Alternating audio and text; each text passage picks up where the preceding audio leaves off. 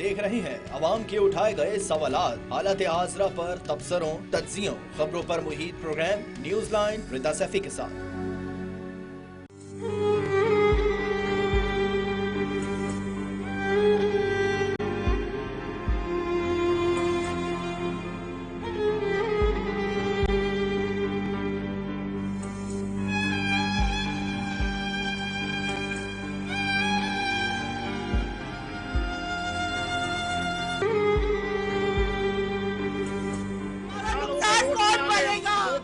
बच्चे बेरोजगार किसके कितने माँ बाप यहाँ पे कमाते थे, आगे हमारे बाप की जमा पूंजी लुट गई, हमारे बाप की आखिरी निशानी थी। तो कल 12 बजे के आए हुए बच्चे तक बच्चा नहीं मिल रहा हमारा, मैंने कुछ अल्लाह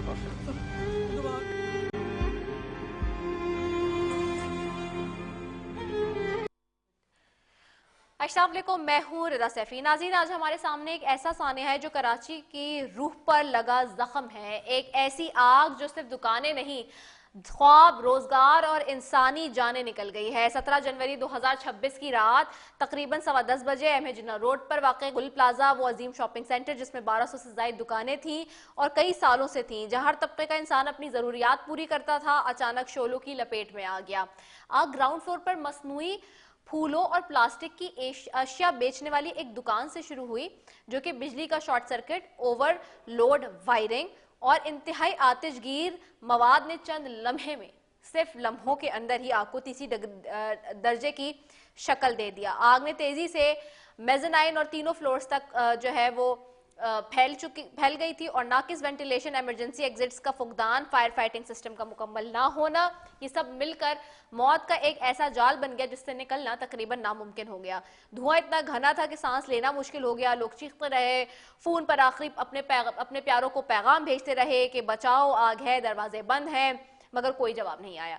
नाकिस वेंटिलेशन, बिजली के ओवरलोड सिस्टम और फायर सेफ्टी का मुकम्मल फुकदान रहा। आग 36 घंटे तक बेकाबू रही। फायर ब्रिगेड की जानिब से कोशिशें नाकाब रही। एक फायर फाइटर शहीद भी हो गया इस सारी सूरत हाल में और अब तक 20 से जायद जाँ बहक हो गए हैं। दर्जनों लापता है, कई खानदान उजड़ गए हैं। ये सानिया नहीं, सिंध हुकूमत और SBCA की शर्मनाक नाअहली का जिंदा सबूत है। करोड़ों अरबों रुपए का बजट, फिर भी हजारों गैर महफूज इमारतें मंजूर की गई हैं, मगर एक भी फायर फाइटर सिस्टम नहीं। कराची जल रहा है, जिम्मेदार कौन है?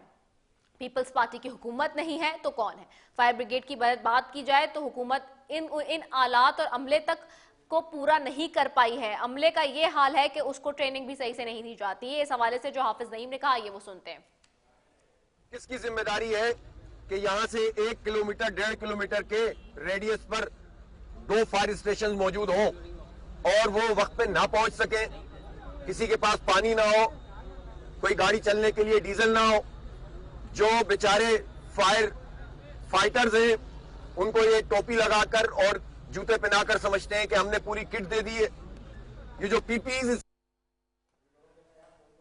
अगर फैक्ट्स पर बात की जाए तो पीपल्स पार्टी की 19 साल हुकूमत ने इस इदारे को तबाह कर रख दिया है। शहर में तकरीबन 36 से 44 फायर टेंडर्स यानी कि फायर इंजन फाल हैं, जबकि कई पुराने और खराब हालत में पड़े हुए हैं। सिर्फ 14 से 36 गाड़ियां ही वाकई काम कर सकती है, बाकी ज्यादातर नाकाबिले इस्तेमाल है। कराची में 20 से 28 फायर फाइटर स्टेशन मौजूद हैं। शहरी माहिरीन कहते हैं कि एक 20 मिलियन आबादी के शहर के लिए कम अज कम 200 स्टेशंस होने चाहिए। फायर ब्रिगेड में मजमूई तौर पर सिर्फ तकरीबन 700 से 1300 अमला है, जिसमें काम करने वाले फायर फाइटर्स कई सौ हैं, मगर कई फायर फाइटर टेंडर्स पुराने और नाकिस मरम्मत शुदा या खराब हालत में और बाज़ स्टेशन के पास बुनियादी आलात तक नहीं। स्पेशल आलात जैसे स्नॉर्कल्स सिर्फ एक या चंद ही फाल हैं जो बुलंद इमारतों में आग बुझाने के लिए जरूरी होते हैं। ये अदाद शुमार इस बात का मुंह बोलता सबूत है कि सिंध हुकूमत और मुतल्लिका अथॉरिटीज ने शहर की फायर सेफ्टी को नजरअंदाज किया हुआ है, जहां सिर्फ चंद फाल गाड़ियां, महदूद स्टाफ और कमजोर आलात मौजूद हैं, जबकि आवाम की हिफाजत के लिए वसाइल का सख्त फुकदान है। कराची में 70 से 80% इमारतें फायर सेफ्टी सिस्टम के बगैर मंजूर की जाती हैं और ओवरलोड वायरिंग, गैर कानूनी इजाफी, इमरजेंसी रास्तों का फुकदान, ये सब SBCA की जो है वो मिली भगत से होता है। करोड़ों रुपए का बजट, हजारों मुलाजमीन, मगर फायर सेफ्टी ऑडिट नाम की कोई चीज नहीं नजर आती। 2024 में की गई एक रिपोर्ट में 267 बड़ी इमारतों का ऑडिट हुआ, सिर्फ 6 में बुनियादी फायर सेफ्टी थी। बाकी सब मौत के कुएं थे, मगर कोई एक्शन नहीं लिया गया। सिंध हुकूमत के वज़ीर आला मुआवजे का ऐलान कर रहे हैं। 1 करोड़ रुपए फी खानदान कह रहे हैं, मगर सवाल यह कि क्या 1 करोड़ से जाने वापस आ जाएंगी? सवाल यह भी है कि इससे वो चीखें खामोश हो जाएंगी जो रात भर गूंजती रहीं। आज हम पूछते हैं कि जिम्मेदार कौन है? सिर्फ दुकानदारों पर इल्जाम लगाकर बात खत्म हो जाएगी? क्या SBC के अफसरान, फायर सेफ्टी अफसरान और सरकारी अफसरान जो सालों से मंजूरियां देते हैं उनको सजा मिलेगी? ये आग बुझ सकेगी? और जो बुझ गई है तो क्या उसमें कराची के दिल में जलने वाली आग अभी बुझने से दूर है? और पूछेंगे कि जी कब तक खामोश तमाशाई बने रहेंगे हम लोग? कब तक हमारे शहर को मौत के हवाले किया जाता रहेगा? इसी सब पे बात करूंगी। सबसे पहले मेरे साथ वसीम अख्तर साहब हैं, साबिक मेयर हैं कराची के, और मेरे साथ जावेद कुरैशी साहब हैं, सदर ऑल पाकिस्तान अंजुमन ताजरान सिंध है। मेरे साथ राजा अंसारी साहब हैं, तर्जुमान है वफाकी हुकूमत के, और मेरे साथ रिजवान इरफान साहब भी होंगे, सदर कराची इलेक्ट्रॉनिक डीलर एसोसिएशन के। आप तमाम मुअज़्ज़ज़ मेहमानों को शुक्रिया जी। वसीम अख्तर साहब के पास सबसे पहले जाऊंगी। वसीम अख्तर साहब, आप भी मेयर रहे कराची में, आपने हालात को बहुत अच्छे से देखा है कि किस तरह से होता है। माजी में भी हम देखते आए हैं कि आग इस तरह से जब लगती है कहीं कराची में तो उसके लिए कोई प्रॉपर अरेंजमेंट्स नहीं है आज तक, अनफॉर्चुनेटली। क्या कहेंगे जी? अच्छा, वसीम अख्तर साहब के से राब्ता हमारा मुनक़ता हो गया। मैं जाती हूँ जावेद कुरैशी साहब की तरफ, जो सदर ऑल पाकिस्तान अंजुमन ताजरान सिंध हैं।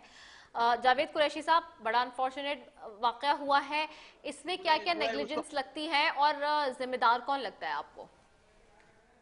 वाक़या है कराची के अंदर, बिस्मिल्लाहिर्रहमानिर्रहीम। कि हुकूमत को चाहिए।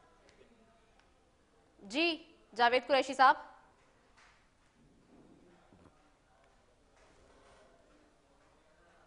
जावेद कुरैशी साहब, आपको आवाज आ रही है मेरी?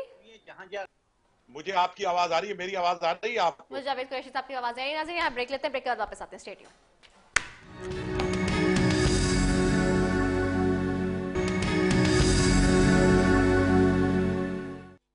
वेलकम बैक नाज़रीन, और हमारे साथ मौजूद है जावेद कुरैशी साहब भी और राजन साहब। वापस जाते हैं। जावेद कुरैशी साहब, आपको आवाज आ रही है मेरी? मुझे आ रही है आपकी आवाज, मेरी आ रही है आपको आवाज? जी जी, आ रही है जी, आ रही है। जावेद कुरैशी साहब, कैसे देखते हैं इस अनफॉर्चुनेट हादसे को, और आपकी नजर में कौन कौन इसका जिम्मेदार है? देखें जी, सबसे पहले बिस्मिल्लाहिर्रहमानिर्रहीम, जिम्मेदारान तो सिंध हुकूमत है और इसके अंदर सिटी गवर्नमेंट, बिलखुसूस मेयर साहब और सिंध बिल्डिंग कंट्रोल अथॉरिटी। अब इनकी निशानदेही बार बार हो चुकी है, लेकिन हुकूमत अपनी गलती मानने को तैयार नहीं है। अलमिया यह है कि वो ताजिरों पे इल्जाम लगा रही है हुकूमत सिंध। उन्हें थोड़ी बहुत शर्म आनी चाहिए इस वक्त जबकि हमारे जो साथी जो शहीद हो गए, जो जख्मी हैं, माली तौर पर हमें अरबों रुपए का नुकसान पहुंचा, बजाय मरहम रखने के वो नमकपाशी कर रहे हैं। और इन्हें अपने इदारों पर इतना भरोसा नहीं है। ये घर बैठकर सैलरी रहते हैं, करप्शन में इनके इदारे घिरे हुए हैं। और आज कराची जो सबको कमा कर देता है, पूरा मुल्क इससे चलता है, जो 68 से 70% तक टैक्स देने वाला शहर है, आज ताजिर बरादरी पे यारो मददगार खड़ी है। कल परसों तक करोड़ों के मालिक थे, आज वो सड़क पर आ चुके हैं। अब मुझे बताएं, इसकी निशानदेही करने के लिए हमने बार बार हुकूमत से कहा कि ताजिरों ने हमेशा गवर्नमेंट के साथ ताउन किया है, लेकिन जब गवर्नमेंट की कहीं से गलती होती है तो वो अपनी गलती मानने को तैयार नहीं होते। यही हमारा अलमिया है। क्यों उन्हें शेल्टर, मैं कहता हूं जो भी इसके अंदर मुलविस है उनको करार वाकई सजा मिलनी चाहिए। उधर 1 करोड़ रुपए का शौदा के लिए ऐलान सीएम साहब ने किया, लेकिन जख्मियों को वो भूल गए। उन्होंने कहा ठीक है, हम इमारत भी बनवा के देंगे, इन्हें कंपलसेट करेंगे, लेकिन ये बयान की हद तक है। मैं ये कहता हूं ठीक है, 1 करोड़ रुपए से इंसानी जान वापस तो नहीं आ सकती, लेकिन उन पे कुछ मरहम रखी जा सकती है। लेकिन जो इदारे गफलत का शिकार हैं, 23-24 घंटे के बाद मेयर साहब आए, कहां थे किसी को कुछ नहीं पता। मैं बिलावल साहब से अर्ज करना चाहता हूं, उनसे पूछें कि इतने बड़े सिटी को चलाने के लिए मेयर साहब के पास टाइम नहीं है। सीएम साहब भी 20-21 घंटे के बाद यहां तशरीफ लाए, और आज जिस तरीके से उन्होंने कुछ अपने मनपसंद लोगों को बैठाकर और एक प्रेस कॉन्फ्रेंस भी की, और उसके अंदर उन्होंने कहा कि सब मामला ठीक है। आप अपने गिरेबानों में झांकें, हमें अपने गिरेबान में झांकना चाहिए। जहां भी गलती हुई है उसकी निशानदेही होनी चाहिए और उसके अंदर आइंदा ये मैं पूछता हूं कि आज 42-44 घंटे के बाद ये आग तो वैसे ही बुझ जाती, लेकिन मुझे अफसोस है कि इसके अंदर एक फायर फाइटर शहीद हुआ फरहान। हम उनके खानदान के साथ दिली ताजियत करते हैं, हम उनके साथ खड़े हैं। जो दूसरे शोहदा हैं उनके खानदान के साथ हम खड़े हैं। लेकिन मुझे एक बात बताएं, ये अनट्रेंड स्टाफ है, इनके पास कोई जदीद इंस्ट्रूमेंट नहीं है, वही 50 साल पुराने। मुझे बताएं कि यहाँ पानी की शॉर्टेज कैसे पैदा हुई? ये क्यों नहीं इनके पास गाड़ियों में डीजल नहीं था? ये बर वक्त कार्रवाई होती। सबसे अच्छी बात यह थी कि हमारे सिंध रेंजर्स और नेवी और पाक आर्मी के दस्ते और अल्लाह आपका भला करे सिंध पुलिस ने इस ऑपरेशन में हिस्सा लिया, हम उन्हें सलाम पेश करते हैं। लेकिन वो शायद हिस्सा ना लेते तो ये ईस्ट सिंध गवर्नमेंट, ये मेयर साहब के बस की बात नहीं थी। इतनी इंसाने आज मुझे बताएं जो मिसिंग पर्सन है, जो 60 से 80 अफराद हैं, कोहराम मचा हुआ, वो लोग अपने प्यारों की ये इंतजार में कहीं से उनकी आवाज आए और वो खैर आफियत से हो। लेकिन सब कुछ ठीक का नारा लगाकर सिंध गवर्नमेंट फिर सो जाएगी, फिर किसी बड़े हादसे का इंतजार करेगी और उस हादसे के बाद फिर वो मुतहर्रिक होने की कोशिश करेगी। आज से पहले भी जो भी हादसा हुए हैं आतिश के, उसमें कितने लोगों को निशानदेही हुई, इसमें मुलव्वस थे, कितने लोगों को सजाएं हुई। 1-2 माह के लिए सस्पेंड किया जाता है, उससे अच्छी पोस्ट पे उन्हें बिठा दिया जाता है। आप 17 साल से पीपल्स पार्टी की गवर्नमेंट है, अरबों खरबों का बजट है, इस कराची के ऊपर वो खर्च करने को तैयार नहीं है। ग्रीन लाइन का आप कहते हैं जी वो रोड खराब था, ग्रीन लाइन की 2 साल से उनसे ग्रीन लाइन का रोड नहीं बन पा रहा है। बस भाई अल्लाह ही हाफिज है, बेयारो मददगार है कराची का, पूरे पाकिस्तान का ताजिर। हम कहाँ जाएं, किसका दरवाजा खटखटाएं, कहाँ जाए, किसका दरवाजा खटखटाए? ठीक हो गया जावेद कुरैशी साहब। रिजवान इरफान साहब भी मेरे साथ हैं, सदर कराची इलेक्ट्रॉनिक डीलर एसोसिएशन है। रिजवान इरफान साहब, आपको आवाज आ रही है? जी जी आवाज आ रही है। रिजवान साहब, बड़ा अनफॉर्चुनेट वाकया हो गया है, ठीक ठाक कैजुअलिटीज भी हो गई हैं। How do you see it? किसको आप समझते हैं कि कौन जिम्मेदार है इस सारी सूरत हाल का, इस ताने का? देखिए, जिम्मेदारी तो सबको लेनी पड़ेगी। अब इल्जाम तराशी का वक्त नहीं है। वजह ये है इनको रेस्क्यू किया जाए। जो लोग अभी तक जो है अपने प्यारों की तलाश में वहाँ खड़े हुए हैं, वो इस आस में है कि शायद वो जो है सही सलामत कोई जो है उनका आदमी या जो औरत है या जो भी उनका भाई है वो उसका मौजूद होगा। रेस्क्यू टीमें काम कर रही हैं, लेकिन वो चीज़ें उस वक्त शुरू नहीं हुई जब उसकी ज़रूरत थी। अब जो है उसको तेज़ी से जो काम शुरू किया है। मैं समझ सकता हूँ जो फायर ब्रिगेड है उसमें लोग काम करने वाले हैं और चाहते हैं काम करना, लेकिन उनको अगर वेल एक्टिवेट किया जाता, सारी चीज़ें मैसर होती तो वही इतनी आग जो है भड़कती नहीं। आपको बता चलूँ कि KMC जो है जो 750 रुपये की इलेक्ट्रिक में हमसे लेती है, तो तकरीबन कोई 5 लाख के करीब जो है वो कमर्शियल सार्किन है, जिसकी जो हम 5 लाख की जो है मल्टीपल 700 करें तो तकरीबन जो है आपसे 3 अरब 75 करोड़ रुपए महीना ये ताजिर और ये कमर्शियल सार्किन देते हैं। ये पैसा कहाँ जाता है? ये पैसा अगर इनकी बहबूद में लगता हो, इनको वेल एक्टिवेट किया जाता तो इतनी बड़ी आग नहीं फैलती। लोगों ने कोशिश की उन्होंने जाने की, और जिसमें वो एक हमारा जो फायर फाइटर शहीद हुआ, इसके अलावा और लोगों ने जो है कोशिश की कि अपने लोगों को बाहर निकाला, लेकिन उसमें जो फंस गए और जहाँ भाग हो गए। तो ये हुकूमत की जिम्मेदारी है। हुकूमत को जो है ये देखना चाहिए कि भाई क्या पैसा जो है इस आवाम के लिए जो लोग उनको दे रहे हैं उस पर खर्च हो, ना कि जो है वो सिर्फ दावे और वादे कर दिया है। ठीक हो गया। राजा अंसारी साहब भी मेरे साथ मौजूद हैं। जावेद कुरैशी, रिजवान इरफान साहब का मौक़िफ़ आ गया, तर्जुमान है वफाकी हुकूमत सिंध में। Thank you so very much Rajan Sai sahab for joining us. Rajan Sai sahab, इतना बड़ा इवेंट इंसिडेंट हो जाता है, अनफॉर्चुनेटली कैजुअलिटीज इतनी सारी हो गई हैं, तीसरे दर्जे की आग पहुंच गई, इंतजामात नहीं है, फायर फाइटर्स का फुकदान है, फायर फाइटर्स के अलावा हम देख रहे हैं स्नॉर्कल्स नहीं है, कुछ भी नहीं है। लोगों को इंटिमिडेशन जो होती है जब, और जो एक ड्रिल होती है वो हमें नजर नहीं आई कि जी होती हो, तो ताकि लोगों को पता हो कि उन्होंने एग्जिट कैसे करना है इन हालात में।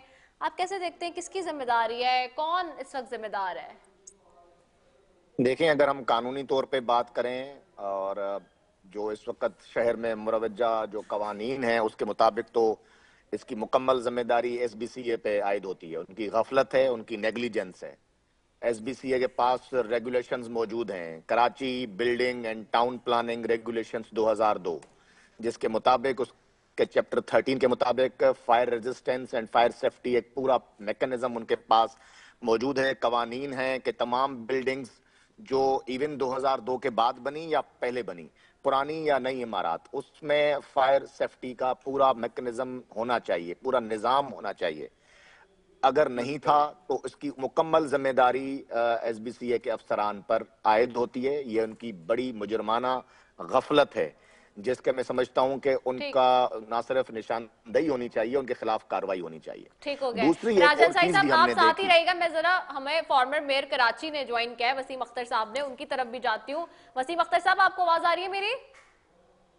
जी आ रही है। जी वसीम अख्तर साहब बहुत शुक्रिया ज्वाइन करने का। वसीम अख्तर साहब, ये बड़ा अनफॉर्चुनेट इंसिडेंट हो गया, माजी में भी हम देखते रहे इंसिडेंट्स होते आए हैं मौजूदा सूरत हाल में, लेकिन कराची में हम देखते हैं इतने सालों से एक हुकूमत है पीपल्स पार्टी की, और फिर भी उसके बावजूद, और फिर अरबों रुपए भी हैं, लेकिन उसके बावजूद जो ये अनफॉर्चुनेट इंसिडेंट हुआ, आप कैसे समझते हैं कि किसकी नालायकी और किसकी गफलत और किसकी गलती है? वैसे वाकई में बहुत ट्रेजिक जो भी हुआ है, जिसमें लोगों की जानें जाया हुई हैं, अमलाक जाया हुई है, लोग बेरोजगार हो गए हैं। ये गफलत हम किसी पे डाल नहीं सकते, चाहे वो फायर ब्रिगेड हो, चाहे वो बिल्डिंग कंट्रोल अथॉरिटी हो। ये गफलत उनकी है जो 17 साल से रूल कर रहे हैं इस सूबे को। ये नाकाम हो चुके हैं, फेल हो चुके हैं। इन्होंने 17 सालों में कोई भी शोबा बेहतर नहीं किया। 4.5 करोड़ की तकरीबन आबादी हो चुकी है इस शहर की। ये मैनेजेबल नहीं है इनसे, बल्कि कराची नहीं पूरा सिंध मैनेजेबल नहीं है। अगर मैनेजेबल होता तो लाड़काना बना हुआ होता, सेवन बना हुआ होता, दादू बना हुआ होता। कराची तबाह कर चुके हैं ये। मैं समझता हूँ इनको अब हट जाना चाहिए, रूल करने के काबिल नहीं रहे ये। इन्होंने कराची जान के तबाह किया है। कराची आइट्स बेचारे या तो ट्रकों के नीचे आके जान खो रहे हैं, गटर के अंदर गिर के बच्चे मर रहे हैं, बिल्डिंगों में आग लग रही है। इनसे कोई शोबा नहीं संभल सकता, क्योंकि इनकी नीयत नहीं है। अगर नियत होती तो सेवन बना हुआ होता, दादू बना हुआ होता, लड़काना बना हुआ होता। किसी को बिल्डिंग कंट्रोल के अफसर को सजा देने से मसला हल नहीं होगा। वो अफसर को अपॉइंट किसने किया है? इन्होंने तो किया, सिस्टम चल रहा है इनका। तो करप्शन है, जिम्मेदार कैबिनेट है, जिम्मेदार चीफ मिनिस्टर है जो रूल कर रहा है 17 सालों से इस सूबे को। हम बड़ी आसानी से डाल देते हैं कि अफसर को सस्पेंड कर दो। क्या फायदा सस्पेंड करने का? वो थोड़े दिनों बाद पैसे देके फिर पोस्ट हो जाएगा। तो असल मसला हल करें, कुएं में से कुत्ता निकालें। जो कुएं के अंदर कुत्ता है ना, जी। उसको निकालें। पानी निकालने से कुछ नहीं होगा। राइट, ठीक हो गया। बहुत शुक्रिया वसीम अख्तर साहब हमारे साथ थे।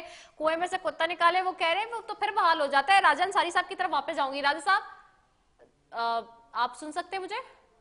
जी जी हाँ राजा साहब, कैसे देखते हैं जी? वो कहते हैं कि जी अगर आप अफसरान को भी निकाल भी देंगे, हटा भी देंगे, तो फिर सवाल वही है कि जो हुक्मरान है, जिनके पास इस वक्त अथॉरिटी है, जिनके पास इस वक्त हुकूमत है, उन्होंने सिस्टम का कोई और बंदा ला के बिठा देना है, फिर यही होना है। देखिए, मैं समझता हूं कि दुनिया की जो मज़हब कौमें हैं, जब इस तरह के सानेहात या वाक़यात रूनुमा होते हैं, तो उसमें जिसकी भी नेग्लिजेंस होती है, जिसका किरदार होता है, जब तक उन लोगों को कैफे किरदार तक नहीं पहुंचाया जाएगा, जब तक उनको पॉइंट आउट नहीं किया जाएगा, ये सिस्टम ठीक नहीं होगा। लिहाजा मैं समझता हूँ सजा और जजा का निज़ाम भी ज़रूरी है। और उसके अलावा जो साबिक मेयर साहब ने बातें की हैं, हमें उनका दौर भी याद है। उनके दौर में भी जब इस तरह की चीज़ें होती थी तो वो खुद अपने आप को बरियुज़्ज़मा, और फिर यही सारी मलबा नीचे अफसरान पे ही होता था। वो सारी बातें हमें भी याद हैं। लेकिन मैं समझता हूं कि इस वक्त जो ये इतना बड़ा सानिया हो गया, अब क्या हम नेक्स्ट साने का वेट करें या हम गफलत पे गफलत देखते रहें? मैं समझता हूं सियासी पॉइंट स्कोरिंग या सियासी बयानबाजी से ज्यादा अहम ये है कि अब इस तरह के इक़दामात लिए जाएं कि आने वाले दिनों में इस तरह के वाक़यात पेश ना आए, जिस पर मोहतरम वजीर आजम ने बड़ा जोर दिया। मैं भी उसी पर आ रही हूँ। मैं यही कह रही थी राजा, जैसे अब आपको भी पता है और वफाकी हुकूमत को पता है, देखिए ना पीआईए में भी यहाँ तक के इस वक्त ताजिर जो बरादरी है कराची की, उसने इकोनॉमी को संभाला हुआ है पूरे मुल्क की। प्राइम मिनिस्टर का क्या स्टेक है, प्राइम मिनिस्टर क्या कह रहे हैं, मैं उसमें बहुत इंटरेस्टेड हूँ, क्योंकि देखिए यहाँ पे जो हुकूमत है ना प्रोविंशियल, वो तो उसको तो आप अभी सुन रहे हैं ना कि सब लोग क्या कह रहे हैं, मुझे कहने की जरूरत नहीं है। एंड कल 2 दिन के इस हालात ने भी उनकी जो नालायकी और नाअहली है, उनका जो फेलियर है, वो सबके सामने है। ठीक है, पॉलिटिक्स अपनी जगह, लेकिन अब जाहिर से बात तो करेंगे ना, क्योंकि इतना बड़ा काम हो गया है, इतनी कैजुअलिटीज हो गई है पूरी दुनिया में। अब तक कहीं इस तरह का कोई वाकया होता तो रेजिग्नेशंस पे रेजिग्नेशंस आ जाते हैं। हमारे यहाँ तो मसला ये कि हम अखलाकी गिरावट से इतने गिर चुके हैं कि अपनी गलती को मानने की हमारे अंदर स्ट्रेंथ ही नहीं है, हमारे अंदर वो ऑडेसिटी ही नहीं है कि हम अपनी गलती को मान सकें, अनफॉर्चुनेटली। तो प्राइम मिनिस्टर क्या कह रहे हैं, व्हाट ही इज सेइंग, क्या वो विजिट कर रहे हैं, कोई हंगामी इतना बड़ा मामला हो गया है, क्या बिजनेस कम्युनिटी के साथ वो बैठेंगे, क्या होगा? जी हेलो, जी जी जी राजन साई साहब, जी मेरी आवाज आ रही है? जी आ रही है, अब आ रही जी। मोहतरम वजीर आजम ने अभी ये महसूस किया है कि हम यके बाद दीगरे मुख्तलिफ वाक़यात में सिर्फ लाशें उठा रहे हैं, इसका तदारुक होना चाहिए और आने वाले दिनों में अब इसकी रोकथाम के लिए एक मरबूत और मुनज़्ज़म किस्म का एक मैकेनिज्म यहाँ पे सिंध में लागू होना चाहिए, खास तौर पे कराची में। और उन्होंने इस सिलसिले वज़ीर आला से बात भी की है, वफाक की जानिब से मुकम्मल ताउन की यकीन दहानी भी कराई है। और टीम प्राइम मिनिस्टर ये चाहती है कि देखा गया है, बार बार देखा गया है कि कराची शहर में जो मुख्तलिफ इदारे यहाँ पे काम कर रहे हैं, वफाकी इदारे भी हैं, सूबाई इदारे हैं, सिटी गवर्नमेंट के इदारे हैं, उनकी आपस में कोऑर्डिनेशन नहीं है। प्राइवेट इदारे भी हैं, जिस तरह कराची इलेक्ट्रिक है, आपस में कोऑर्डिनेशन की कमी देखी गई है, जिसकी वजह से फौरी तौर पर ना रिस्पॉन्स होता है, ना रिलीफ होता है, ना रिहेबिलिटेशन का काम मुकम्मल होता है। लिहाजा इन तीनों आर्स पर, यानी रेस्पॉन्स, क्विक रेस्पॉन्स हो, और फिर उसका रिलीफ और रेस्क्यू, देन रिहेबिलिटेशन, इस पर एक सेंट्रल कमांड यूनिट के नाम से या कोई भी नाम रख लें जिसका काम सेंट्रल कमांड यूनिट हो, और वो एक मरबूत और मुनज़्ज़म तरीके से इख्तियारात के साथ, फंड्स के साथ एक मजबूत इदारा कायम हो जो कि सूबाई हुकूमत या सिटी हुकूमत के ही अंडर में आए। हम नहीं कहते कि वफाक उसको देखे, उस सिलसिले में वफाक अपनी एक्सपर्टीज देने के लिए तैयार है, ताउन करने के लिए तैयार है। इक्विपमेंट्स के हवाले से जो ताउन होगा वो वफाक करेगा। वफाक इन तमाम कोऑर्डिनेशन में अहम किरदार अदा करने के लिए तैयार है, मेजबानी करने के लिए तैयार है, और जो भी फैसिलिटेशंस इस सिलसिले में वफाक कर सकता है वफाक। मैं आपको बताऊं राजन साई साहब, I am very surprise and shock after this situation. मुझे तो ऐसा लग रहा है कि मुझे खुद को भी शॉक लगा है। I was been there into तुर्की, Istanbul, I was into Shanghai, China, मतलब सिस्टर सिटीज है, हमारे पोर्ट सिटीज है। पोर्ट सिटी में पानी नहीं था इनिशियली, जब हम देख रहे हैं कि आपके पास कोई इकदामात ही नहीं है, आप सी होने के बावजूद भी आप हमेशा कहते हैं कि हमारे पास पानी की किल्लत है, पानी नहीं है इतने बड़े शहर में। तो इस्तांबुल में जाके देखे उन्होंने किस तरह वाटर फिल्ट्रेशन का और पानी को इस्तेमाल करने का काम किया है, सीखे। तो शंघाई में जाके देखे उन्होंने किस तरह किया। और ये वो सिटीज है जिनका मैं बता रही हूँ, जो कि आपके ब्रदर या फ्रेंडली कंट्रीज है, जिनसे आप सीख सकते हैं, लेकिन हम सीखने के लिए भी तो तैयार नहीं है ना यहाँ पे। इसका मैं समझता हूं कि मुनासिब जवाब तो मुर्जा वहाब साहब दे सकते हैं या वजीर आला सिंध दे सकते हैं। हम तो इस वक्त पॉइंट स्कोरिंग की तरफ नहीं जा रहे। मैं समझ रहा हूं ये नाजुक मरहला है और इस पर हमें सियासत की बजाय ताउन की पेशकश करनी चाहिए। तमाम कराची के शहरियों को इस वक्त गुल प्लाजा के जो मुतासरीन हैं उनकी हेल्प, उनकी रिहेबिलिटेशन और फिर उनके लिए जो है वो इस तरह के इकदाम ताकि उनको रिलीफ दिया जा सके, क्योंकि अब जो जाने चली गई वापस नहीं आ सकती। लेकिन दो चीजें हो सकती हैं, एक तो इनका क्विकली रिहेबिलिटेशन का प्रोसेस और दूसरा आने वाले दिनों में इस तरह के वाकयात पेश ना आए। इस पर वफाक ज्यादा इंटरेस्टेड है कि हम इसको सूबाई हुकूमत को मुकम्मल ताउन दें और इस तरह का एक मरबूत निज़ाम हो कि शहरी अपने आप को बेयारो मददगार किसी भी सूरत हाल में फील ना करें और शहरियों को ये लगे कि एक हुकूमत है जो उनके सर पे हाथ भी रखती है, जो क्विकली रेस्पॉन्स भी देती है, रिलीफ और रेस्क्यू भी करती है और फिर रिहेबिलिटेट भी करती है। क्या प्राइम मिनिस्टर बिजनेस कम्युनिटी से मीटिंग करेंगे? क्या आएंगे कराची में इतने बड़े सानहे पे? क्या है उनका कोई इरादा? जी बिल्कुल, इसमें देखें मोहतरम वजीर आजम बिल्कुल जब भी आते हैं अक्सर वो बिजनेस कम्युनिटी से ही मिलते हैं, पीपल्स पार्टी के जो वज़रा हैं उनसे भी मिलते हैं, चीफ मिनिस्टर से भी मिलते हैं। हम तमाम स्टेक होल्डर्स को साथ लेके चलना चाहते हैं और हम चाहते हैं कि जरूर मुलाकातें भी होंगी, ना सिर्फ मोहतरम वजीर आजम बल्कि कल हमारे वफाकी वजीर भी तशरीफ ला रहे हैं गुल प्लाजा के मुतासरीन से मिलने। तो हम इंशाल्लाह जो भी कराची के लिए होगा, जाम कमाल साहब इंशाल्लाह कल आएंगे मेरी इतलात के मुताबिक, तो हम इकट्ठे हैं इंशाल्लाह। हम कराची के शहरियों को तन्हा नहीं छोड़ेंगे इस दुख की घड़ी में। ठीक हो गया। अच्छा, और जो आपने भी ये जो एक बड़ी अच्छी बात बताई है कि सेंट्रल कमांड यूनिट के ऊपर जो बात हो रही है वो भी प्राइम मिनिस्टर ने इनिशिएट किया, उन्होंने ये ऑफर किया है। जी बिल्कुल, उन्होंने मोहतरम वजीर आला से जो बात की है उसमें उन्होंने इस बात पे जोर दिया है कि एक मजबूत और मरबूत निज़ाम जो है वो कराची के लिए इंतहाई जरूरी है, जिसकी मैंने फिर आपको तफसीलात से आगाह किया। इसमें मजीद जब हम बैठेंगे सूबाई हुकूमत के साथ, सिटी हुकूमत के साथ, मेयर साहब के साथ, तो और मजीद इसकी तफसीलात में हम जाएंगे। लेकिन हम चाहते हैं कि कोऑर्डिनेशन की कमी को खत्म किया जाए और एक जबरदस्त निज़ाम, एक अच्छा, एक बेहतरीन इदारा, वन विंडो सर्विस हो। रेस्क्यू 1112 को वेल इक्विप्ड किया जाए। फायर ब्रिगेड का जो हमारा पूरा डिपार्टमेंट है उसको वेल इक्विप्ड और वेल ट्रेंड किया जाए, ताकि आने वाले दिनों में खुदा ना खास्ता, देखें हादसा पूछ के नहीं आते हैं, हादसे का मतलब ही यही है कि अचानक कहीं पर भी कुछ भी हो सकता है। तो उससे निमटने के हवाले से जिस तरह दुनिया की मौजूद कौमें, तरक्की याफ्ता कौमों के पास एक निजाम मौजूद होता है, कराची में भी वो जरूरी है। ठीक हो गया है।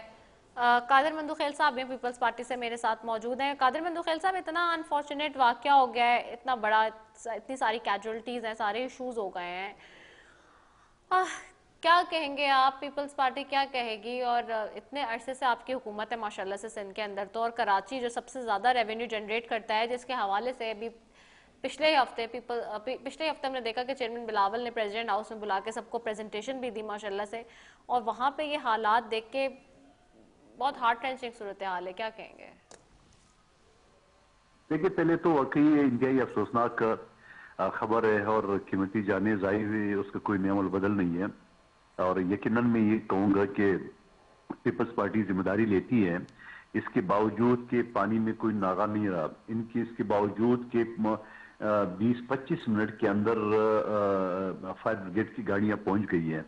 और मैं ये भी कहूँगा कि 20-25 मिनट नहीं लगाना चाहिए, 10-15 मिनट या 5-7 मिनट लगाना चाहिए जगह नज़दीक। इसके बावजूद कि मैं ये कहूँगा कि बिल्डिंग कंट्रोल को जो है ना वो देखना चाहिए कि ये क्यों जो दुकानों की परमिशन 500 की मिली थी और बाकी बढ़ी है।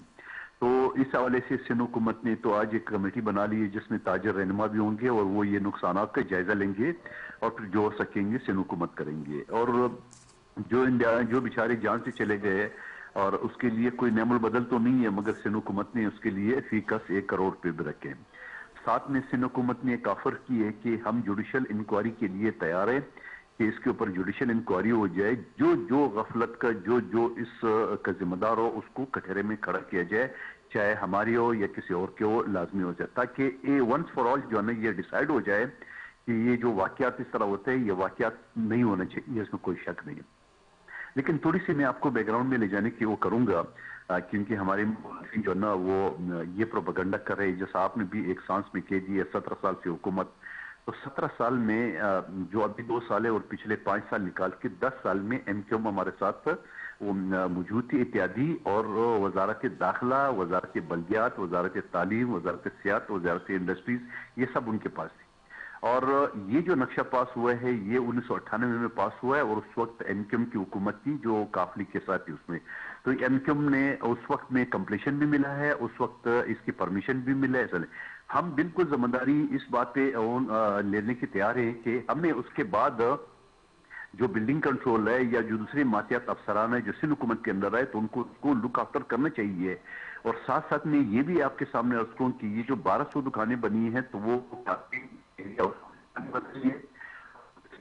दुकानें बना ली है और वहां की यूनियन यकीनन हर जगह पे यूनियन होती है, तो का यूनियन वाले फिर दुकान दुकानदारों से यकीनन वो 8000 रुपये इस वजह से लेते हैं कि वहां की जो देखभाल है और मेंटेनेंस करे। उन्होंने उसमें पानी का इंतजाम है, जनरेटर वगैरह लगे, लेकिन अगर नहीं है तो अपनी जिंदगी का उनके लिए कुछ सेफ्टी मेयर यानी जो फायर ब्रिगेड या कभी आग लग जाए उसके लिए कोई इस तरह जो इंस्ट्रूमेंट है जैसे रेत होता है या इस तरह जो वो गैस होता है जो आग बुझाने वाले, वो चीजें उनके पास मौजूद नहीं थी। वरना बड़ा आसान सा था, एक जो आर्टिफिशियल फ्लावर्स की दुकान थी उसमें आग लगाए, अगर इनके पास सामान होता तो वो फौरी तौर पे उस पर काबू पाया जा सकता है। तो मैं ये समझ रहा हूँ कि इन चीजों के अलावा जो बहुत सारे हमारे एनकेएम के साथी इस बात पे ये कहते हैं कि हमने इनके दौर में ये नक्शा पास हुआ है, इनके दौर में कंप्लीशन हुआ है, और हमारी जिम्मेदारी ये है कि हमने उसको उसके बाद जो है उसको वो नहीं किया, सर्च नहीं किए या उसको देखा नहीं हमने। लेकिन साथ साथ मैं ये भी कहूंगा कि मेरे ख्याल में आपके पास हुकूमत पाकिस्तान का तर्जुमान बैठा हुआ है और यहाँ ये रोड भी बना रहे हैं, तकरीबन ये 4 साल से रोड भी बन रही है। यकीनन हमें खुशी है, मैं उस पर तनकीद नहीं करूंगा कि रोड क्यों बन रहा है। यकीनन जहाँ रोड बनते हैं वहां पे फिर थोड़ी बहुत रुकावटें भी होती है उसके हवाले से, चाहे अगर यूनिवर्सिटी रोड या एम ए जिन्ना रोड हो। जब शुरू में तो तकलीफात होंगी, जब रोड बन जाएगा तो यकीनन कराची के ताजरों को और एम ए जिन्ना रोड पे सफर करने वाले, बल्कि इसी रोड पे आगे सिटी कोर्ट के सामने मेरा वकालत वाला दफ्तर भी है, तो यकीनन हम सबका रूट यही है। ठीक है, बहुत शुक्रिया कादिर मंदुखेल साहब आपका, राजन साई साहब आपका, जावेद कुरैशी साहब, वसीम अख्तर साहब थे और रिजवान इरफान हमारे साथ मौजूद थे। जी, इसी के साथ नाज़रीन अपनी मेजबान से पाकिस्तान जिंदाबाद।